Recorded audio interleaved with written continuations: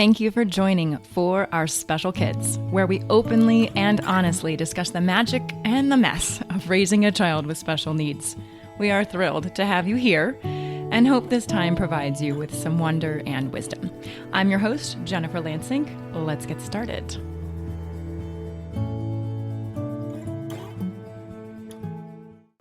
Hello, everyone. Merry Christmas and happy holidays to all of you. This is coming out a little bit late today. It's actually Christmas Day, and I wanted to get this out because this is a time that can be really tricky to find the magic if you're suffering or you're struggling. So Noelle, Dean, and I just recorded a quick message on maybe some little tips and hints that you can use to transfer some of that tragical thinking to magical thinking. I hope you enjoy. Let me know what you think, and thank you for being here and being a part of our community. Love you. Bye. Noelle Dean has joined me really quickly because we meet every Wednesday. And today we had this really cool conversation about the difference between magical versus tragical. You like that play on that word? Noelle, you were chatting with me about how the tragic of life, so many people live there and they view their world from a tragic point of view. And then we started looking at, well, what's the difference between people that look at things from that tragical lens, or what's the transition to getting them to look at it from a magical lens? And so I thought we would just record this because Christmas and holiday times is so hard for people. I mean, it can be such a heavy time of memories and loss and sadness and grieving what could have been. And so I think it's perfect to help people look at maybe the stages that they can go through to perhaps start looking at life a little bit more magically versus tragically. Sound good? Yes. So then we started going down the Google road and we started talking about the stages of change for addiction. And then we started looking at the stages of grief, which anger and bargaining and depression, all of that. And so we decided to come up with our own stages of change for going tragical versus magical. You want to start? Do you remember what our first one is? I do. And I want to say that, we talked about this really in the context of connecting with people, parents connecting with children with physical issues that keeps them from being able to interact with them verbally. Right. You and I chatted about the difference between looking at how I look at Teal, where I look at Teal like I connect with the soul in her body, not the body. And then how so many people can look at a child with a disability or an adult with a disability and have that poor me concept. I just feel so bad for you that you're, quotes, locked in this body that can't do the things that I can do. I mean, that's really what it is. It's comparing your life to someone else and then putting judgment on it and saying, oh, that poor person who probably just desperately wants to be like me. I mean, that's the raw truth of it, right? That's how we judge. We can only judge from our own lens. And then we dove into the whole concept of, I believe anyone with any challenge is really here to help us evolve. Teal is here because she is I believe, a higher soul than me. She's on a higher playing field, and she's come into my life to say, hey, Mom, I'm going to give you these experiences so that you can one day be as high as my soul. But that whole concept, right? It's like she's here to evolutionarily make me a better human being. And so I can't look at her with sadness. I have to look at her and go, wow, you really are way beyond me. Yeah, you're 7, but you are so much further along in your journey than I am. But that is a magical take. That's a magical versus tragical take. The tragical take would be, oh, poor Teal. Oh, poor Teal, you can't talk yet, or you're verbalish. Oh, poor Teal, you can't run and climb like all the other children. That's a tragical perspective. Or poor self. I have this child that requires X amount of care. Oh, good and point. what I don't get back from those interactions. So it could definitely apply to that as well, for sure. Right. or how other people would look at us as a family. There is truth on it. We talk about the magic and the mess. Like there is mess, there's sadness, there's heartache. Believe me, I'm not sitting here like, oh, peaches and cream, it's always lovely.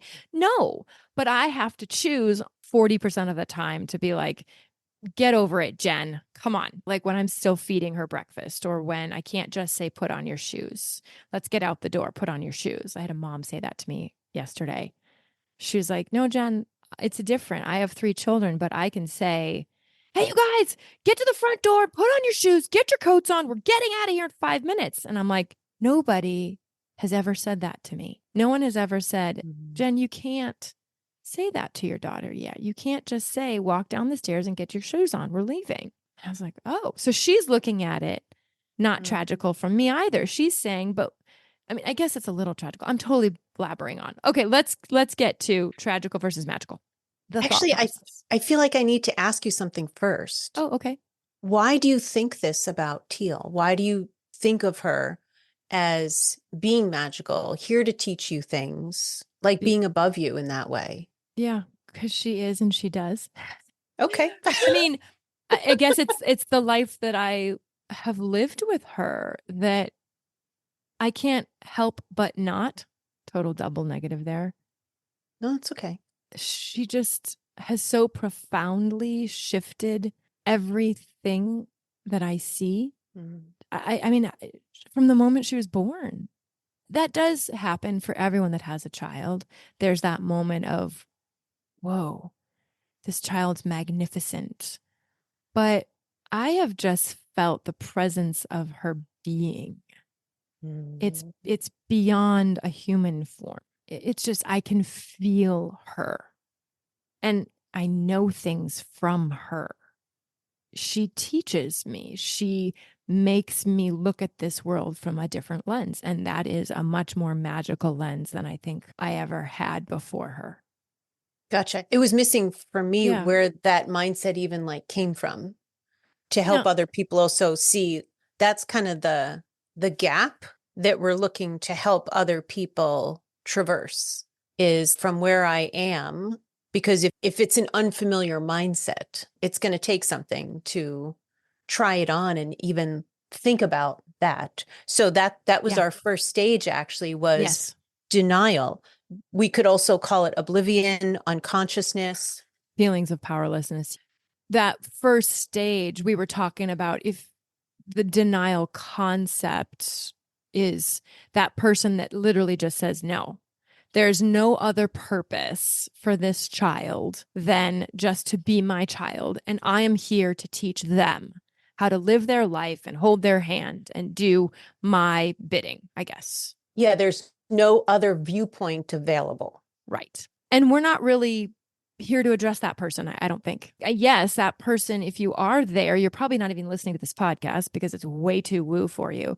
And maybe there is someone who literally just is here to listen for the sciencey stuff. And maybe we will say a couple of tidbits of information of like, okay, there is more beyond just that denial. There is more to this journey of parenting or being in a family with this than meets the eye. Yeah. And, seeing people as a soul in a body, that's a huge part of this mindset. Yes. Just like when people leave their body and they go back to just being the soul. So it's that lens through which it was like, oh, okay.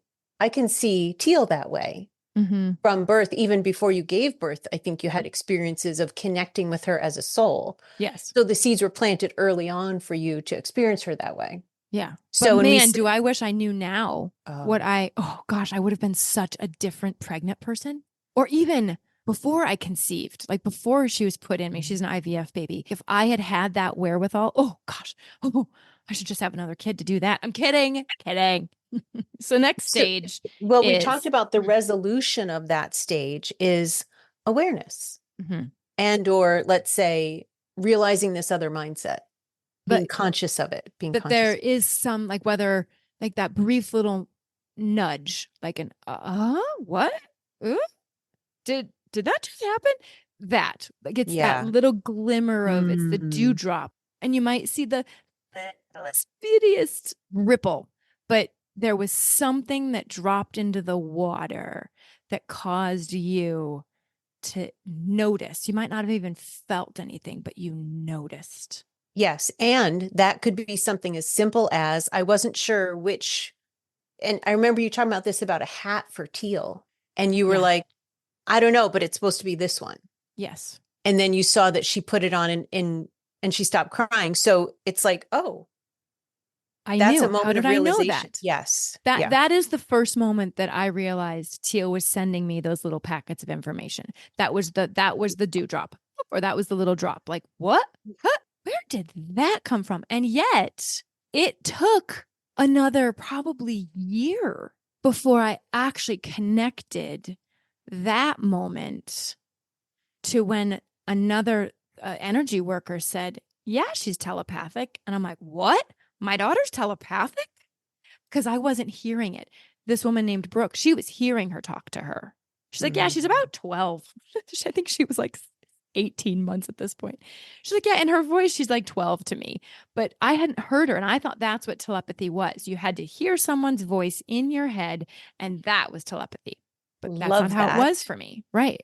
Yeah, totally get that. And a lot of telepathic communication is like sort of like somebody dropping an idea and a feeling into you. And it's not words. It's like, I don't know why, but I have to make a left. I'm not sure. Right. Something or someone told you. Yeah. Yes. Yeah. And so Teal sent me that little energy packet. And that was my first aha. That was when my awareness shifted from like, whoa, that was it. So that's the first thing that we're going to ask all of you to start looking for. That little Dewdrop. a dewdrop. Yeah. Love that. Yeah. Okay. Then what's next? So now you're aware, like, whoa, then what happens? Curiosity. Oh my goodness. What is this? What can I do? Wait, what can I do with this? Let me look into this. Mm-hmm. And that could include so many things. But now your interest is piqued. Your openness in your thinking is new. And this comes hand in hand with exploration. Mm-hmm. Okay, well, now okay, well, that worked with the hat thing. Let me try that with snacks. See how that goes. You may or may not get it right, but try. And all of us are intuitive. I mean, really, all of us are intuitive. And I think the worst thing for all of us is to be like, I knew it was X, but I chose Y. I knew it was to do that 24 hours ago, but I waited because I questioned myself and I didn't quite trust what I was getting or what I was perceiving. And so that actually has a lot to do with this And is that's such a good reminder, Noelle, because that perfect. Start catching yourself there. Start catching yourself going, 24 hours ago, I knew that. Dang it. Perfect. Catch yourself. yeah. Catch yourself saying, man, I know I was supposed to take a left and I still took a right. And look at this detour that I'm sitting in or all this traffic. And my GPS is turning me around and making me go left. I knew before my GPS told me. It's like catch yourself there. Yes. And I want to say something that feels important about that is it's one thing to know something and not do it. And then you kind of like don't trust your own follow through kind of thing. But I want to encourage everybody that that knowing can build trust, whether or not you've actually been good about following through on the knowing. I want you to just be able to embrace about yourself that you've got the knowing And because it's that's, not a gift. it's not a It's not a gift. gift. Everyone has this. It's just an Yes. ability that you have to become more aware about, become more curious about, dabble with it a little bit more. Everyone has this. It's not a gift. If anyone says, "Oh, I have this gift of intuition," like, nope, it's just an ability. You've got it. I've got it. I just choose not to be curious about mine yet. Yeah, and intuition builds, synchronicities come in the more you focus on it. So yeah, some people like my husband is the parking god and he'll always find a spot. How much he uses his intuition to find other things like his keys or his shoes or his water bottle, very different story, but it doesn't take away from that he has the ability to do that. So Yes. applying it is a big part of this, focusing on it, kind of leaning in that direction and trusting yourself. If you're coming from a place of fear or anxiety about anything, it's hard to make a good decision. So true. Okay. So, So yeah. now, so we're curious, we're dabbling. Then we determined that the next real move, which is a pretty big jump, I think, is okay, I accept this. I accept that there's something beyond me. And I clearly remember writing. So Samantha Fay and Denise Carell are two of my teachers and yours as well. And I remember writing them an email at the end of a class that I took, Mediumship 101 with them. And I said, I no longer feel alone. I know that I have a spirit team that is every moment of every day, they are trying to support and help me. And that was my huge step into this is the new life that I now accept and I live. Yeah. And you probably know when that happened for you, like where you just were like, hold on. And it's different from blind faith. So I was raised going to church. I was raised to say, this is faith. This is what you do. Ooh, oh, it's so funny. My fifth chakra is freaking out right now. They're like, oh yeah, that's not blind faith. It's even hard to talk about things that you just were told to accept. And this was me diving, having that curiosity, diving in, exploring it on my own and saying, okay, yes, this resonates for me and I accept this truly into my full system of being. I love this. Noelle's getting a download from her team. What are they telling you? And this is like when you learn how to do mediumship, which is what you're talking about, right? You can see results, you can see synchronicities. And part of how you know, and I'm a licensed therapist, so I can say this, part of how you know you're not delusional or having a psychotic episode because you hear things, you see like things are you feel stuff physically, and but then you tell, let's say you're doing a practice reading on somebody and you say, I don't know, I'm seeing like this red school bus hitting this and apples flying, blah blah blah, and you're seeing stuff that seems a little crazy. I'm seeing like a fluffy sheep in the way, and but then you build up the courage to trust yourself enough. Look, I'm not trying to make stuff up. I'm going to share this, even though I feel completely naked and scared to do that. But you open your mouth and you say it, and the other person's like, oh, yeah, that happened when I was in second grade. Right. A sheep ran out in front of my school bus, and I had a bag of apples in my hand because I was taking them to the teachers, and they all flew around the floor. And you're like, And our school colors were red. And so our bus was painted red. So that's how you learn to trust yourself getting information is you hear from other people because it's easy to question ourselves in this way. Seeing results or seeing synchronicities, like you keep asking your child and you're kind of getting it right from them. Like I'm asking what she wants for dinner. And then she's eating in a way that she doesn't normally eat. So you're seeing the results. It's a clear outcome. such a great example. Yesterday, she just wanted oranges. Oranges, oranges, oranges. She walked over to the counter, grabbed a little mandarin, and literally bit the skin off of the mandarin because she so wanted another one. It was her third one in a matter of 10 minutes. If I hadn't been intuitive or if I hadn't been listening, I would have said, Teal, you cannot have another orange. You need to eat your dinner. But guess what? It was her telling me, hey, mom, remember I slept in this morning? It's because my body's working on stuff and I need some vitamin C for my body to be okay. That's a very practical example. I put 6 mandarins or whatever in my basket yesterday. I don't normally buy that many. But who knew that my daughter, well, who knew, in quotes, that my daughter was going to eat 3 of them in a span of 10 minutes? That's a very real example of saying, hey, there's stuff happening all around you. If you just start increasing the awareness and the acceptance and like okay, this is actually happening. I am aware this is happening to me. I'm curious now. Okay, now I'm accepting that it's happening. And now you move from accepting. So we were talking about this earlier, knowing versus doing. I think acceptance is the knowing that there is something out there, knowing that my daughter's giving me messages, knowing that there's a soul in the body beyond a body. But now what do I do about it? And that is the giving Teal another orange, giving her another one, letting her have as many as she needed until her system, her needs were met. But that is doing.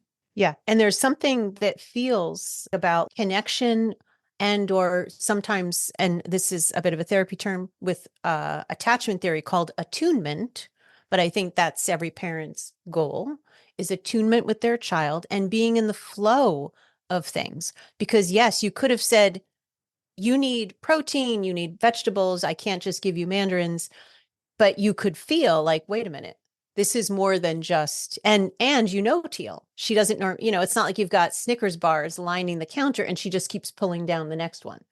Connection, attunement, and flow. Flow is being in the flow of the universe, listening. It's not staying stuck in fear. It's, oh, I'm getting kind of nervous. Let me try to let that energy go because I want to hear what she wants for this.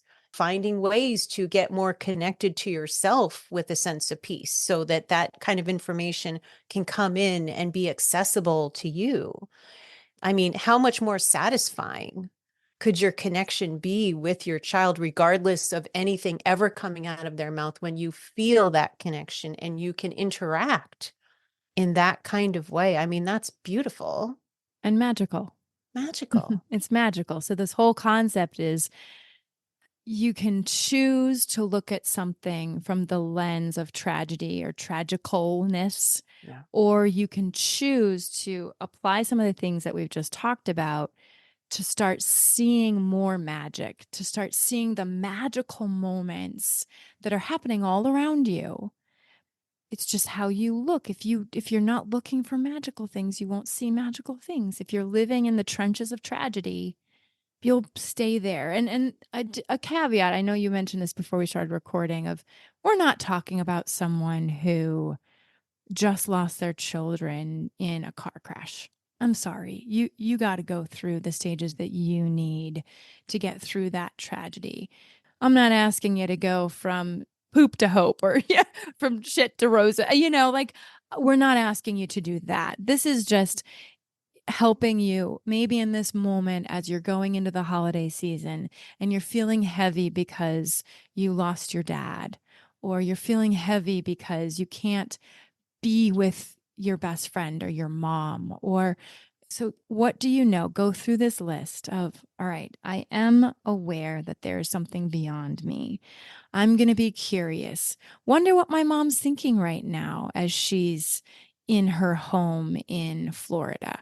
I wonder what she's thinking. I'm curious about that. Oh, okay. Well, I can accept that I can communicate with her in Florida right now. I can accept that. And instead of just knowing it, I'm going to do it. So I'm going to actively send a message to my mom of, hey, mom, why don't you call me? I mean, right? It would be so cool if my mom in Florida right now picked up the phone and called me. I mean, wouldn't that just be incredible? But like sending that, okay, so I'm going to do it now. I'm going to try. And if it doesn't work this one time, it's okay. Try again. But that's a very simple way of we're asking you to try that stuff. I'm not asking you to go from complete horribleness into magic.